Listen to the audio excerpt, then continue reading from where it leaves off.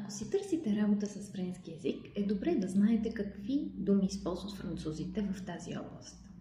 Най-официалната дума, която използват, се казва une activité professionnelle, т.е. професионална дейност.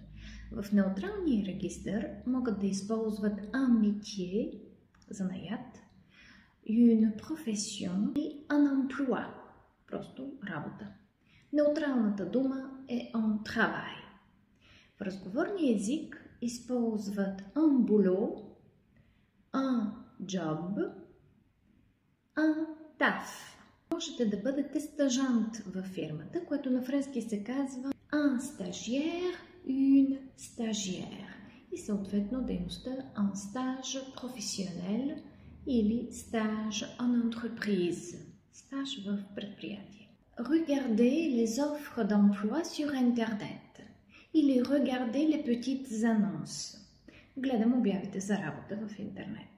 Postuler pour un emploi. Postuler pour un poste. Кандидатствам за работа. За да кандидатствате за работа, ви трябва un CV или съкратената дума на curriculum vitae.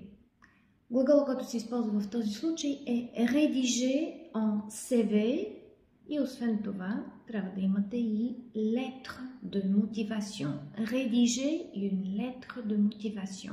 Пиша мотивационно писмо. Всички тези документи се изпращат в така наречения Département des ressources humaines или това е Департамента за човешки ресурси. На френски освен това могат да кажат и le directeur des ressources humaines или решението DRH. Ако кандидатурата ви е одобрена, candidature е retenu, следва un entretien d'embauche, интервю за работа. Ако от него получите положителен отговор, réponse positive, предстои назначаване. Une embauche. L'entreprise embauche, engage, recrute un employé. След като вече сте започнали работа, се казва, че навлизате в пазара на труда. Le marché du travail. И започвате своята професионална кариера. Commencez votre carrière professionnelle.